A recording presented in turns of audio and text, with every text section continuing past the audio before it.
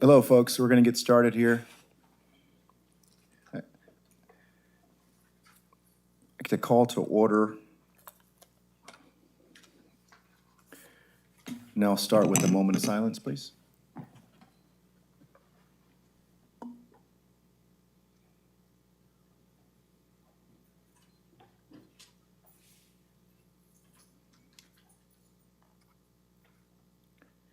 I call to order this meeting of the Planning Commission for November 5th, 2025. And we'll start with the Pledge of Allegiance. Commissioner Ochoa, can you get us started, please?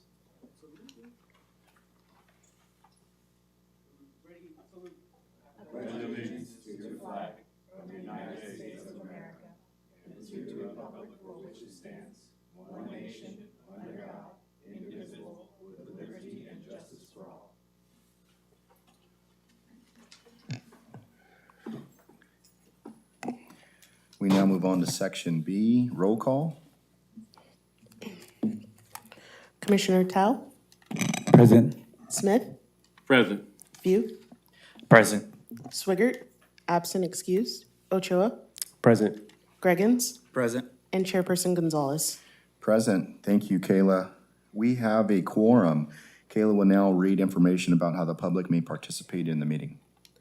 Members of the audience who wish to address the Planning Commission are requested to complete a speaker card available at the podium at the back of the council chamber. Please submit the completed card to the clerk before the item is called, preferably before the meeting begins. I would like to briefly go over the process of submitting comments to the Planning Commission. Please submit your public comment to the Planning Commission electronically no later than 1 p.m. on the day of the meeting. Comments received before the deadline will be sent to the Planning Commission and will be part of the record and mentioned as part of the public comment portion of the agenda. Material may be emailed to planningweb@cityofmerced.gov and should be limited to 300 words or less. Please specify which portion of the agenda you are commenting on. For example, oral communications or item number. Your comments will be presented to the Planning Commission at the appropriate time. Any correspondence received after 1 p.m. will be distributed to the Planning Commission and retained for the official record. To view video or listen to the Planning Commission meeting live, go to the city's website, www.cityofmerced.gov, Facebook Live, or Comcast Public Access Channel 96. Thank you, Kayla. We now move on to Section C, which is public comment. Members of the public who wish to speak on any matter not listed on the agenda may speak during this portion of the meeting and will be allotted 3 minutes. State law prohibits the Planning Commission from acting at this meeting on any matters raised during the public comment period. Members of the public who wish to speak on a matter that is listed on the agenda will be called upon to speak during discussion of that particular item. Kayla, do we have any requests to speak? Yes, we do have Leah Brown. Hi, Leah. Good evening, Commissioners. Leah Brown, Management Analyst in Development Services. I just wanted to give you a little update on some dates pending and an invitation. You'll find on the dais in front of you an invitation to the groundbreaking ceremony for Bella Vista. It's an affordable apartment complex located on Parsons Avenue, right across the street from Rancho San Miguel grocery store next to Joe Herb Park. And the groundbreaking ceremony is November 14th at 2 p.m. and you're all cordially invited. And then I also have some dates that I just thought I would draw your attention to. These are dates having to do with our general plan update and our downtown station area plan. So we have a Citizens Advisory Focus Group meeting that we actually had scheduled for Monday the 10th, but we needed a little bit more time to coordinate for that. So we've rescheduled it to November 18th at 6 p.m. in the council chambers. And official notices are going to go out about that tomorrow, but I did let our CAFG members know about that tonight. Then we have a December CAFG meeting, which again is the Citizens Advisory Focus Group. Apologies, planners, we have to speak in acronym. But that's December 10th from 6 to 8 p.m. Then we have another workshop coming up, an open house workshop, and that's at the end of January, on the 28th of January. And we're actually going to start that at 2 p.m. and we're going to go until 6 p.m. because we wanted to give those that are not able to make an evening workshop open so they could come in and walk through the stations and give their input. So we're going to have it as kind of a hybrid from 2 to 6. And then this one is probably the most important meeting, if you can mark your calendars. Our consultants really wanted to have a joint City Council Planning Commission meeting, and it will be scheduled for February 2nd, and it will be a special meeting from 5 to 6, which is right before the City Council meeting. So it'll be a presentation specific on the general plan and downtown station area plan, and you're invited, and we'll have more information as we get closer, but that's February 2nd. And then at the end of February, on the 25th, we have another Citizens Advisory Focus Group meeting, again from 6 to 8 in the chambers. So just trying to keep you all apprised of the progress and the meetings.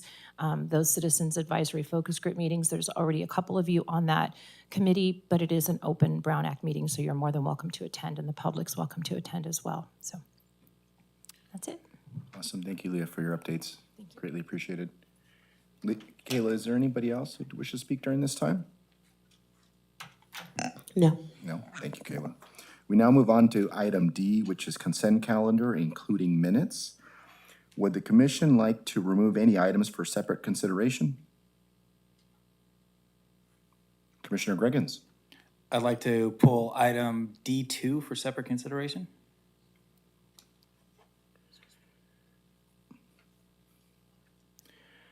Do you want me to read this out, or?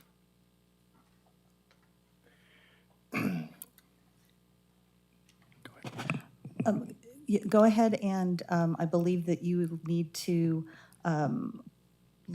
consider the minutes that are left, and then we will have our city attorney discuss. She has some things she would like to say, as well as we do have, I believe, Trevor on the line. They would like to be able to talk about the changes that were made in D2.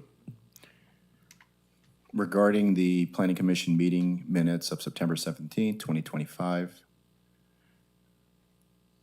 do we have any comments or notes on those meeting minutes? We're approving everything but D2, correct? Yeah. D2 is going to be discussed. There's only 2 items, so you would just be make a motion to approve the consent calendar without D2, and of course, consider that. I'll make a motion to approve the consent calendar without item D2.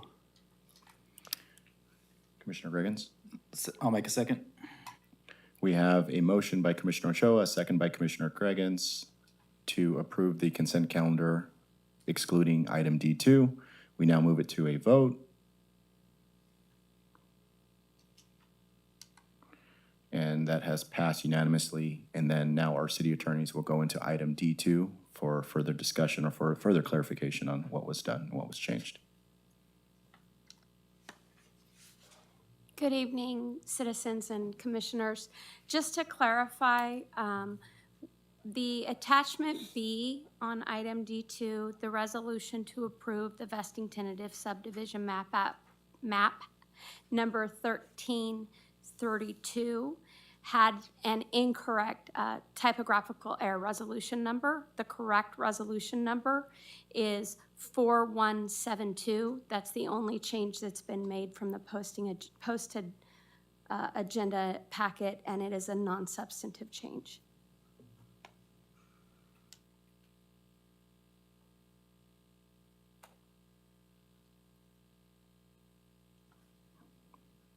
So giving the understanding that the resolution just had some numerical changes, we can now move forward with our commissioners reviewing and accepting and including item D2 for today.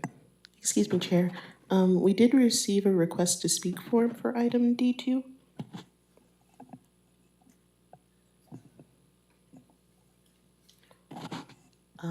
I call Robert Delina. Yeah, come on up, sir. What is the allotted time for discussion on 3 minutes? Yeah, okay. It's generally 5 unless there's multiple speakers and you'd like to reduce it to 3. It's at your discretion.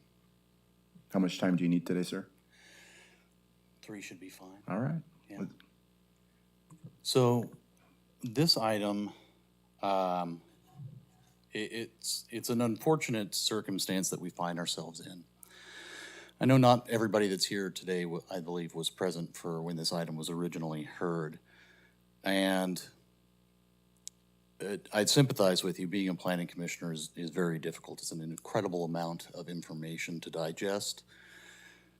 And you see a number of things happen, right? We always have members of the public come out, and oftentimes what we find is they are offering their opinions, their feelings, and their thoughts on items. Land use and land planning, it walks a fine line because property rights are one of the strongest rights we have nationwide in this country. Both the federal constitution and our state constitution protect those rights vehemently. Now, we have frameworks in which we can guide that, but what those frameworks are doing is more so telling us not whether somebody can do something, but when can a body infringe on a property owner's right to enjoy their property how they see fit. So it's kind of the opposite. We're not looking at, can you do this? It's, are we permitted to stop you from doing this? And oftentimes, the case is often no. Now, there's a framework at the state level and local too, to some extent, that spells out, okay, when can you, essentially infringe on this constitutional right for somebody to enjoy the use of their property, AKA do anything with it, build on it, do whatever. In this case, and there's standards for this, you can look it up in the government code. The section escapes me right now, it's 353, 300, something like that. But in order to, in many cases, deny an application for somebody to do something with their property, what you have in the presentation was a recommendation from staff, people that are highly educated and experienced in this field, saying that this meets all legal requirements to move forward. At least when they recommend approval, that's what they're stating. What we saw is a lot of neighbors that said, I don't think this belongs here. I don't think it should be done this way, this, that, and the other. But no one had what the state calls specific evidence that rises to the level of specific evidence. Nobody showed up with data. Nobody showed up with a traffic study. Nobody showed up with anything that the state would consider actual evidence. If you were to get into a lawsuit over the halfway denial that this item underwent, on the one side, you'd have the entire city of Merced staff recommending approval and absolutely no evidence of any kind on the other side as to why it was denied. So I know I'm running out of time here. Just wanted to bring it up because I think it's important. I think it's something that you should discuss with your staff and your council and determine what are the circumstances under which we can infringe on somebody's property rights. Thank you. Thank you, Delana. We appreciate your comments. Is there anyone else, Kayla, who would like to speak on this item? No. No? Is there anybody in the audience who would like to speak on this item?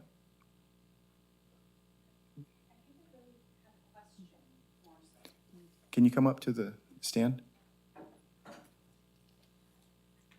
And then do we need to have her fill out a card? Yeah, thank you, Leah. We appreciate that. Oh, if it's on a separate item? Is your question regarding a different item or this particular item? I was very confused. No, this is, It's my first time. Oh, no at one of worries. these meetings. No, absolutely, yeah. We're all here to do it together. this is on your item right now. Yes, this is for the next item. Yep, yep. That, Phil, if you're gonna speak, fill one of those out for the next item. So you can have your time to discuss it. Okay. I accidentally dropped yours in the recycle bin. Yeah, thank you, Leah. So for this particular item, which is D2, the adoption of the resolution recommending denial to the City Council of General Plan Amendment 24-02, giving the update that we received from our council in regards to the resolution, particularly with the number being changed. Are there any more questions, comments from the commission before we move to a vote? Do we need, Or we would need a motion? we need a motion first. I would like to make a motion to approve item D2. And I'll second that motion to approve. So we have a first by Commissioner Greggins, a second by Chair Gonzalez to approve item D2. We're gonna go to a vote. And that motion has been approved to accept that item on the consent, which was D2. Thank you, folks. We're going to clear this.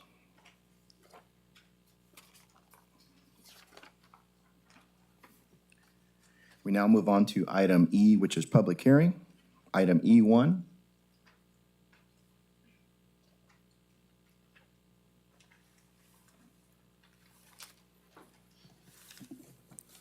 Vesting tentative subdivision map number 25-0013, initiated by Paramjeet Singh and Jaswinder Kaur, property owners.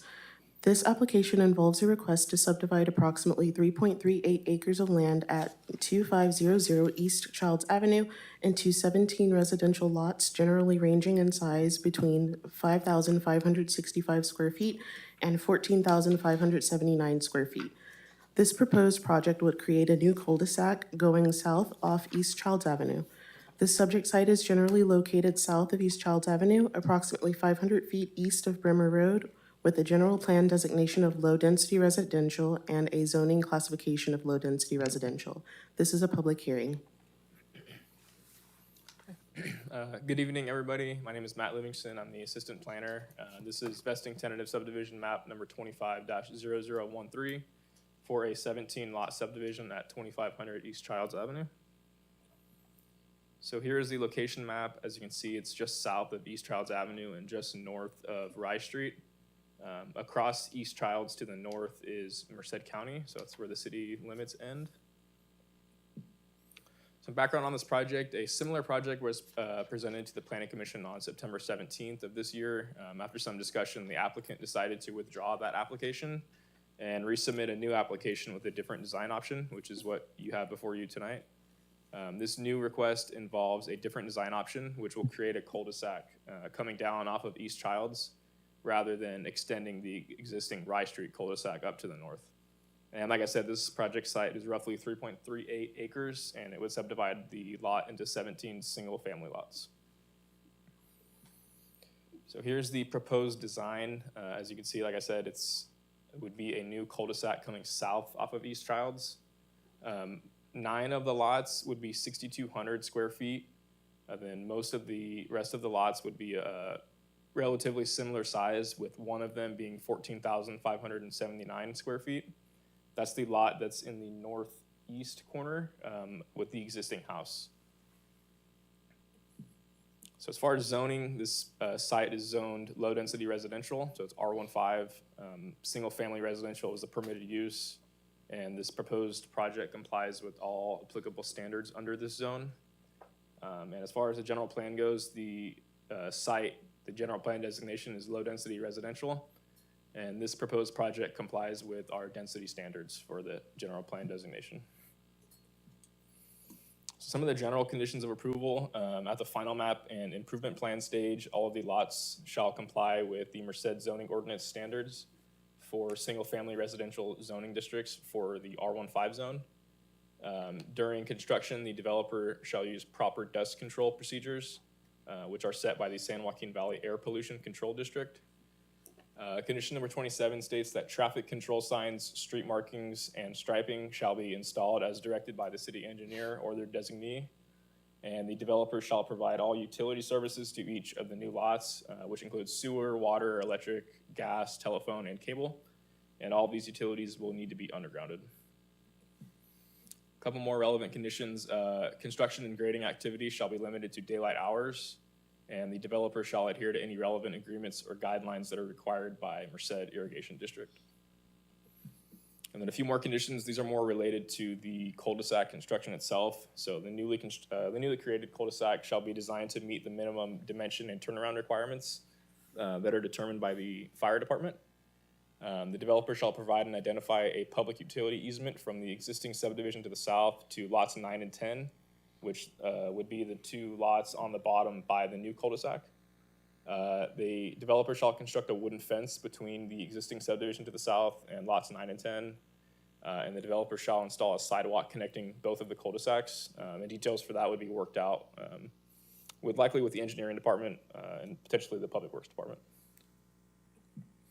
So after the public discussion, the planning commission action is to approve, disapprove, or modify environmental review number 25-0038, which is a categorical exemption, and tentative subdivision map number 25-0013, subject to the 49 conditions in the resolution.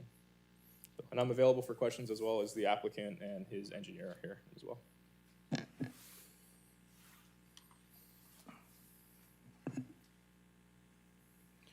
Thank you, Matt. Commissioners, are there any questions for the project planner?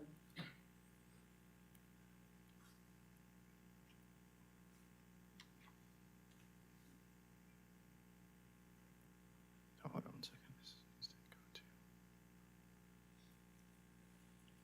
How do we get to the other page? Oh, there we go. Let me reset this queue. Okay. Commissioner Ochoa? Hello. You said there were 17 lots. Do you remember what the original was? Did it say, the number stay the same there?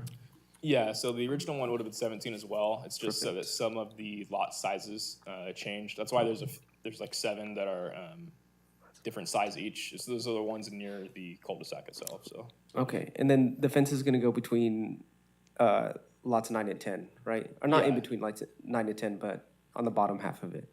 Yeah, On the so it'll bottom portion. separate the two cul-de-sacs. Perfect, thank you. A follow-up question while we're talking about that, and then you said that there was gonna be a sidewalk connecting the cul-de-sacs, which are these two here, right? So the fence is gonna go through, and then there's gonna be a sidewalk, that way folks can go from one cul-de-sac to the next? Yeah. Yeah, okay. Lonnie? Thank you, Mr. Chair. I just wanted to, could you go back to the tentative map, please, Matt? I wanted to just make a clarification that at the tentative map stage, you notice it does say Rice Street, and there's already a street that is named Rice Street. Often, we just have basically tentative names. So at the final map stage, the name will be clarified and based on engineering standards and city naming standards. But I just wanted to clarify that for the commission and the public. Thank you. Commissioner Greggins? Yeah, Matt, while you're up there, can you confirm just for the record that this project meets the general plan requirements, the R15, the cul-de-sac and infrastructure meets the city and fire standards, just to be on record, and then that all departments have cleared their conditions, including the CEQA requirement? Yeah, for sure. So as far as the general plan designation goes, this general plan designation allows for 2 to 6 units per acre. This proposal would be 5.1 units per acre, so it fits within the standard. As far as the fire department cul-de-sac, we are requiring them to make the cul-de-sac the same size as the one below it.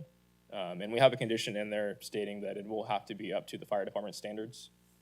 And that's something that would be checked at the final map stage. Thank you.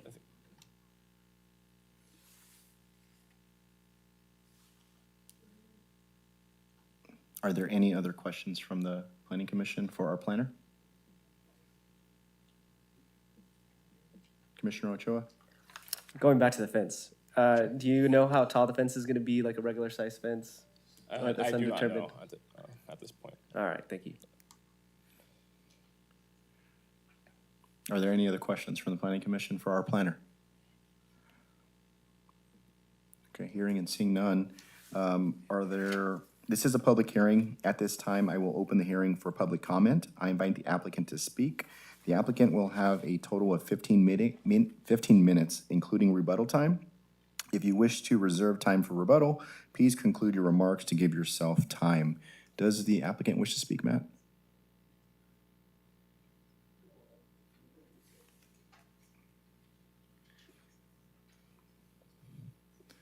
If you can come on up to the microphone, please. Thank you.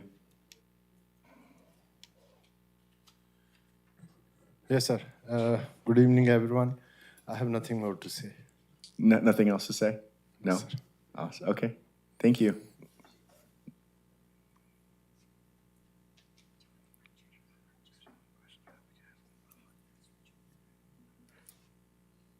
Does the commission have any questions for the app? Oh, okay. So we have an applicant's representative, and he'll be speaking during the applicant's time as well, correct? Okay.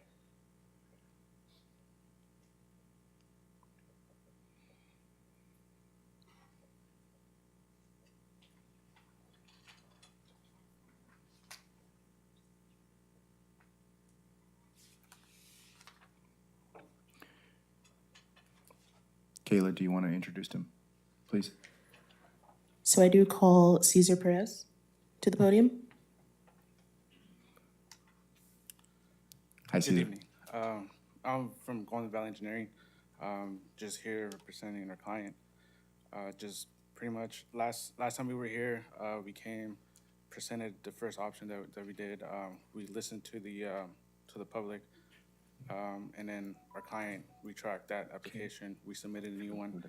I think here, we're just trying to see if you guys have any questions or any concerns or questions for us as a designer for this project. Thank you for coming in today. Commissioners, was there any questions for the engineering firm? I know that they presented this last time and we sent them back with some corrections or some updates on what we. Oh, you didn't send them back? Oh, they withdrew. Sorry, I appreciate it. Thank you for clarifying that. Are there any questions for the engineering? No? All right, hearing seeing none, thank you so much for coming. We appreciate your time. Guys, have a good evening. Yep, thank you. Okay, and then from there we go. I do call Robert Delina to the podium.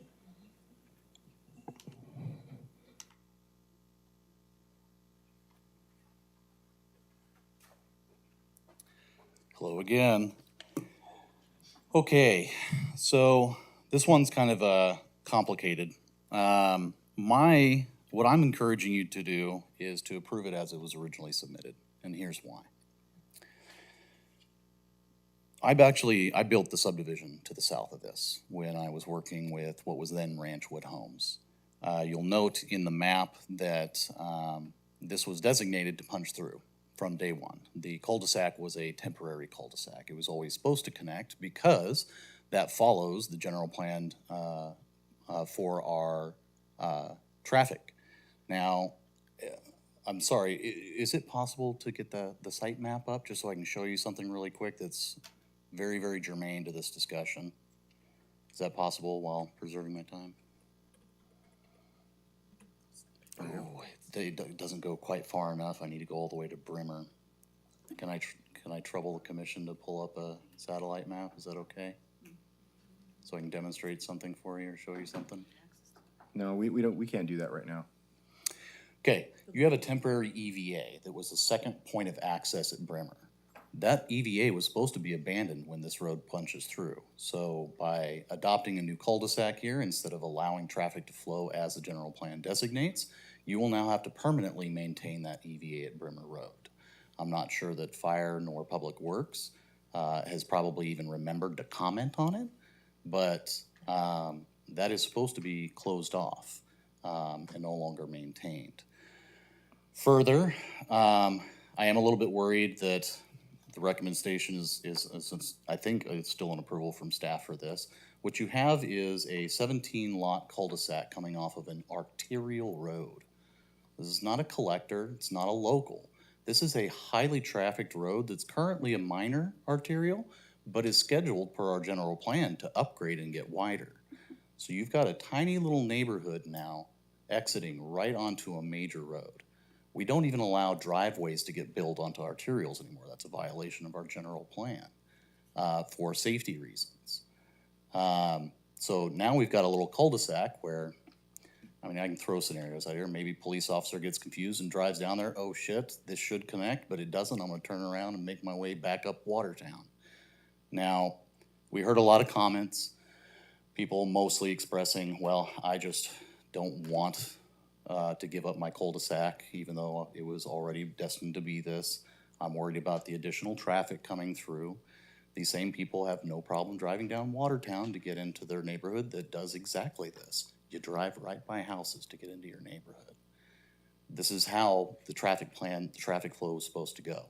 If I had a larger map, you could see that there is a collector coming off of Childs every so often. This roughly matches that pattern. It's a little bit wider right here due to a house that didn't get developed, but what is proposed here and what you've asked them to do, I believe is non-compliant with the general plan. Thank you for allowing me to comment. Thank you, Robert. Kayla, are there any other folks who wish to speak during their public comment? Yeah, Yes, Leah's going to collect their green cards and I'll announce them. perfect, thank you. I need a green sheet from Jose Alvarez to speak. You're ahead of me. I gotta sign mine. Do you have green sheets? If so, please step forward with them. It's mine. Can you give me more? We weren't gonna speak, but now we are. Oh, no, he's gonna. Those that fill out this one, if they could- And then one more. Okay, thank you. Yeah, I need them so we can call them up. Thank you.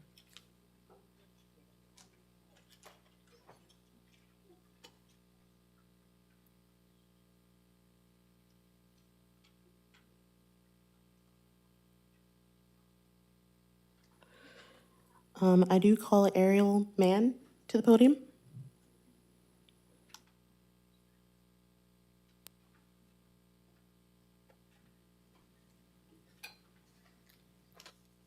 Hi, good evening.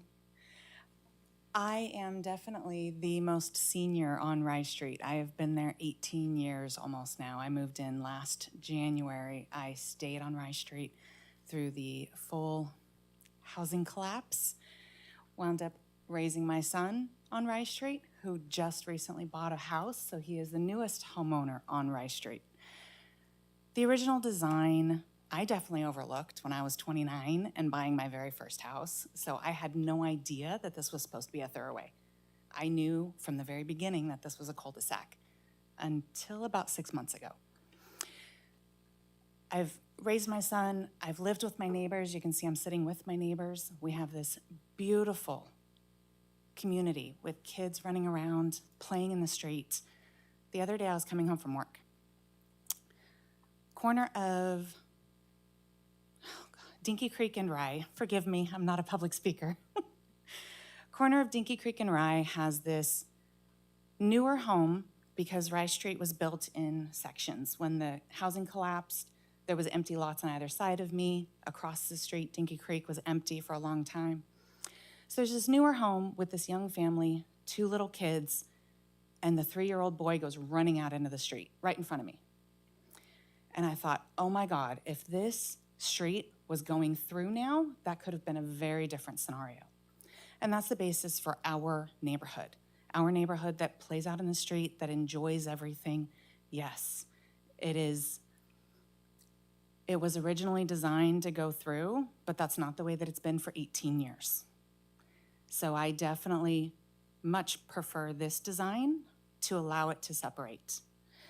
The only question that I would have then is, what does the builder plan to do to prevent traffic ramming through? I personally have watched crazy drivers, this was before more houses went in, go running through the fence straight into the orchard. So it makes me wonder, is there plans for a bollard to prevent traffic going through this sidewalk and wood fence? I don't know what it's gonna look like, but that's just a concern of mine.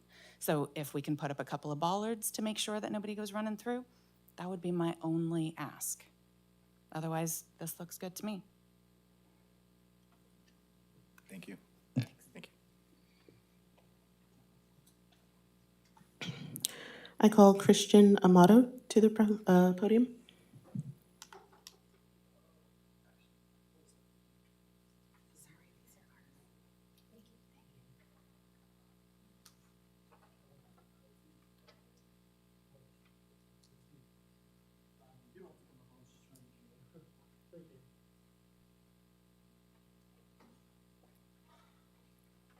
everybody.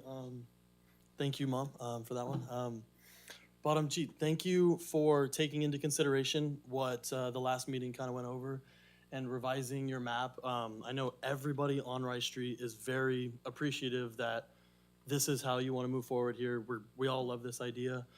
To reiterate, it's been ever since the house has moved in, it's been a very safe neighborhood, very child-friendly. Everybody on this lot is families, everybody. And it's really nice to see everybody playing out there, feeling safe and everything. I know that if there are regulations and there's things that need to happen, I fully understand that and I get your side of points there. If that's what it has to be, then it has to be that. But if there's any other way, please, this is all families. This would take away from all of the safety and the feeling of, I don't know, childhood that goes out there. All the kids are always playing outside. We got basketball set up out in the street and everything like that. But I don't know, that's basically my plea for keeping it as it is, and a thank you to trying to move forward with this aspect of this there. I do have another question though. I am lot 9 on that picture there, and I was curious I'm guessing this would probably be more of a Caesar question here. I noticed that you guys said that you were going to install a fence there. How does that fence line work? Is it just going to be in the middle, or is it going to butt up against my existing fence line being lot 9, and then I guess that would extend to lot 10 as well? I don't know if I can ask that. Can I ask a question? Or? No, you have to address the commission. Okay. Yeah. I guess, do you guys have answers for that?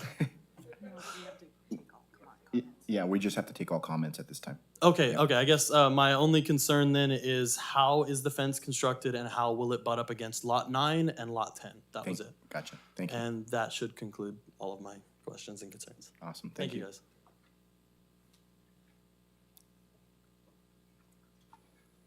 I call Amy Valencia to the podium.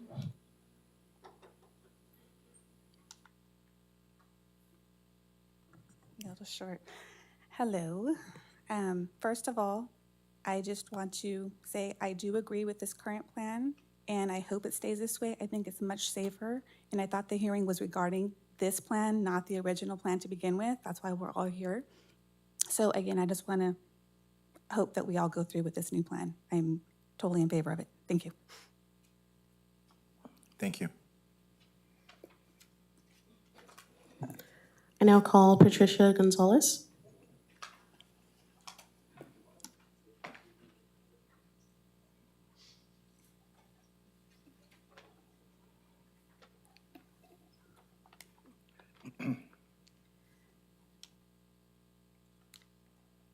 Good evening. I'm here to oppose the vesting tentative subdivision map. This was the map before this one. I agree with this one, but the last one. Our neighborhood has functioned safely as a cul-de-sac for over 15 years. This design has protected our children, pets, and pedestrians by keeping speeds low and limiting traffic to residents and guests. Turning it into a through street would invite cut-through traffic, bring a major increase in daily vehicle trips, and introduce higher vehicle speeds that our road was never designed to handle. This is not a small adjustment. It's a fundamental change to the character, safety, and livability of our community. We'd face more noise, headlights shining into homes at night, more wear on the pavement, and greater risk to our children. Families who've lived here for years would lose the quiet, safe environment they've invested in. The Merced County 2030 General Plan calls for safe, livable neighborhoods and supports traffic calming and complete street principles. Policy CIR-1.7 emphasizes protecting neighborhood streets and excessive through traffic. Policy LU 1.1 calls for compatible development patterns and preserve existing neighborhoods' character. And policy HS 1.3 encourages land use decisions that minimize hazards to public safety. This proposal conflicts with all three. Again, the before one.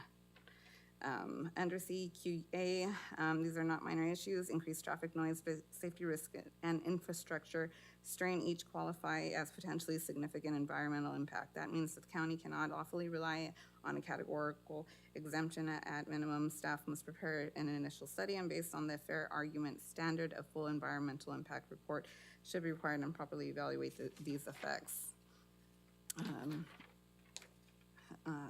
Our residents are not opposed to responsible growth, which we agree to, this cul-de-sac. We want this. we're opposed to unsafe, incompatible changes that undo the careful design of the established neighborhood.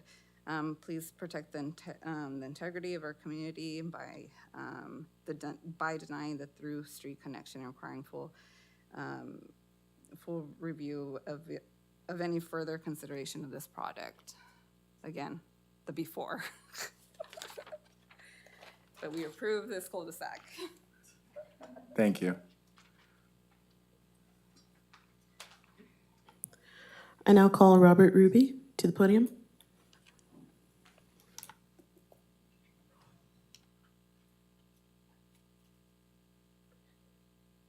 Everybody's pretty much said everything that I needed to say, so we like this plan. The builder went back to the drawing board, and it's one that we can agree on. As far as the original intention goes, we're talking almost 2 decades ago. The original intention for the United States was that slavery was legal. Women couldn't vote or own property. Things change. So sorry about the original intention, but you know, things get better. For those who don't like it, I don't know. Move to Saudi Arabia. Thank you, Robert.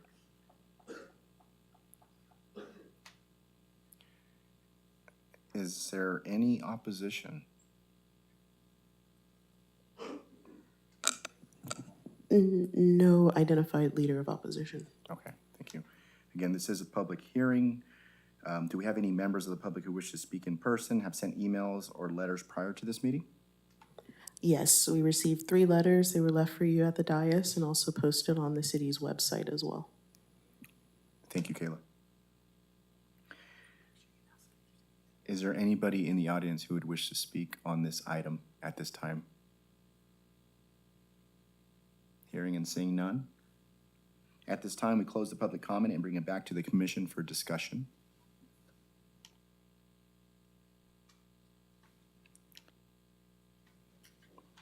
Commissioner Ochoa. Yeah, I was reviewing some of the documents here, and I see this letter from MID. And specifically number 2, MID would ask for an appropriate with deed exclusive easement in exchange for the quitclaim portion of the existing easement now in place. Is this a condition of approval?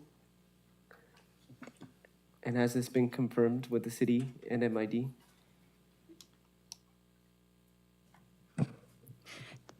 Yes, these types of requests would typically be a condition of approval. Matt may have some more information about some specific conversations with MID, but we do have a blanket condition that states that the developer will align with MID policies and requirements. But I don't know if, Matt, you want to go into any more detail. Yeah, just we ran that by our engineering, and then condition, I believe it is 44, talks about them adhering to any agreements or guidelines that are posed by Merced Irrigation District. So Perfect, thank you. Commissioner Reagans. Yeah, I just want to confirm of what's actually on the agenda tonight, because I've heard in conversation about the original map, this map, it's in one of the letters as well. So are we just voting on this tentative map that is in front of us tonight, or is the original still on the table? You are voting on the map that's in front of you. Okay, I just wanted to make sure that was clear. Thank you. And then, of course, the environmental. Yes, yes. Yeah.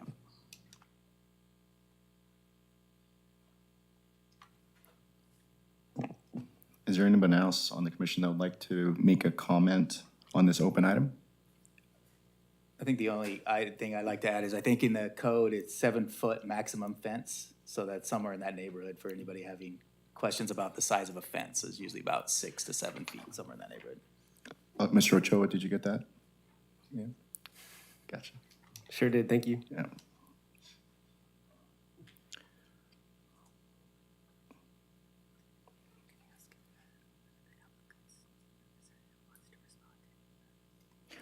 Would the applicant's representative like to respond to any of the questions that some of our folks had here in regards to maybe that fence line, I think was the biggest concern, and just how that fence line gonna work with those parcels 9 and 10?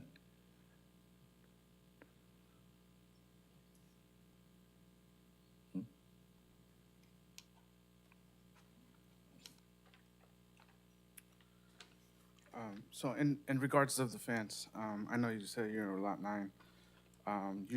Typically, you have a fence already there. If the fence is great condition, it's not falling apart, we usually don't touch it. The additional, that fence that we need to put up between the two cul-de-sacs, we just follow suit to continue straight on, usually between, right on the property line itself. But if the fence there, it's not bad condition or anything, we usually don't touch it, leave it alone, and then we just build around all that.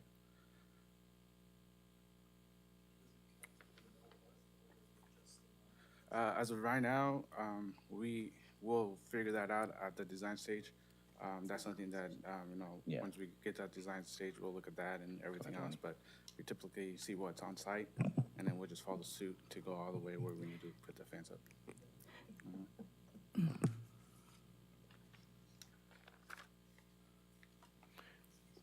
Thank you. That's it. Maybe I want to move it back to our commission discussion. Was there any other questions, guys? Anybody had for each other, or do you just open discussion on it? Commissioner Ochoa? No. No. No. Now we'll be open to a motion. For sure. Again, would like to thank the developer for, modifying the plan. I think it's very great in keeping it with the original cul-de-sac. I think it's great to have families out there, have family fun. You don't really see that anymore, so I really appreciate it.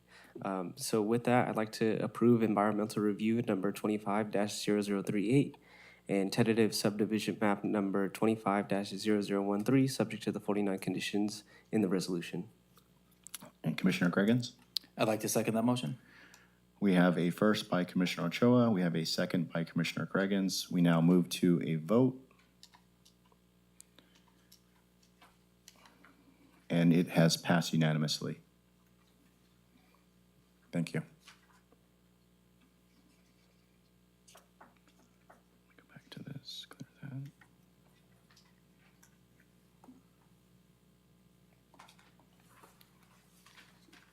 That cleared.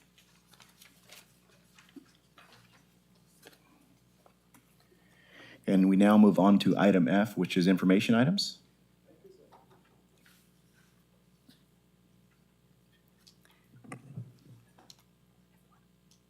And it will be F1.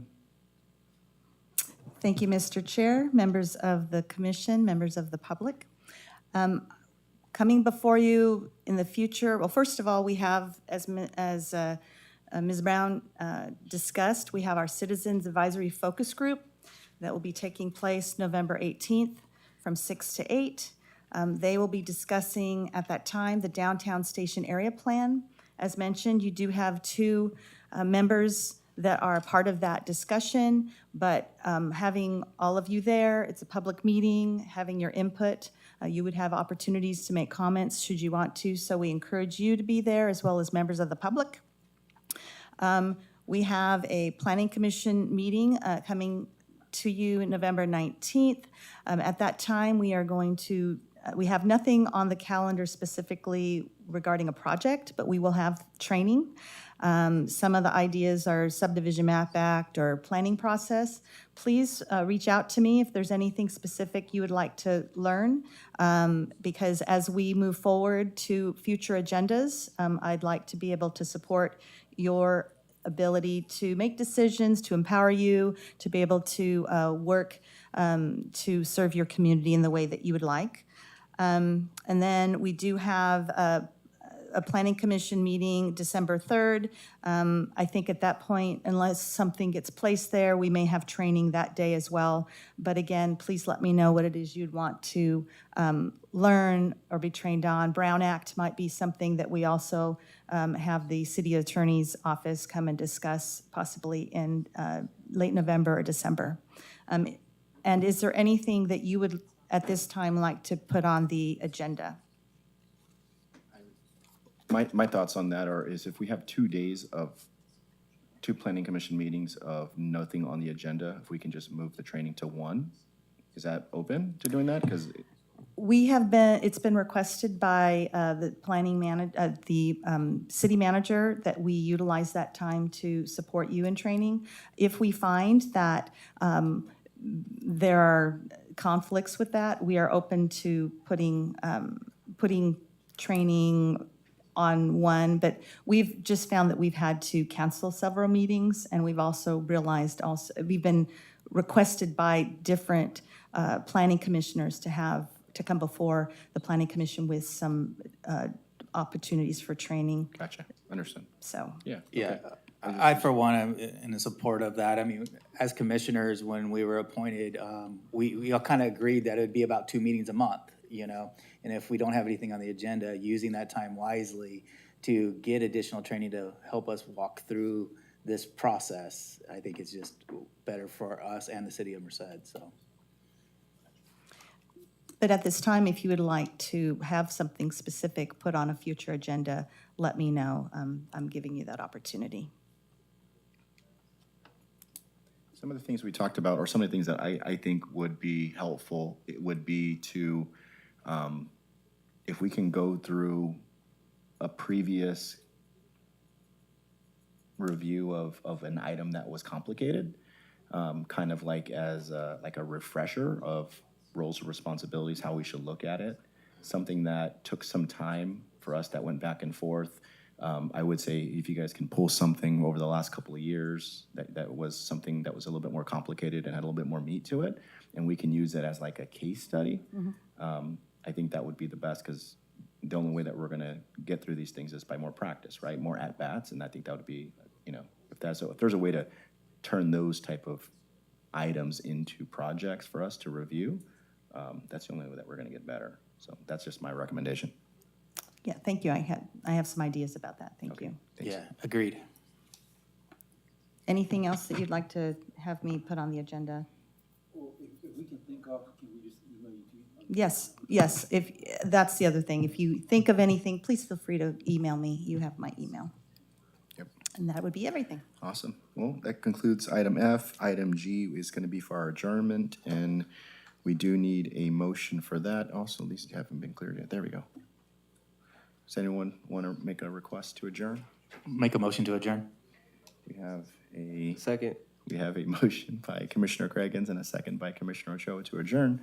We now bring it to a vote, and we are adjourned. Thank you, folks.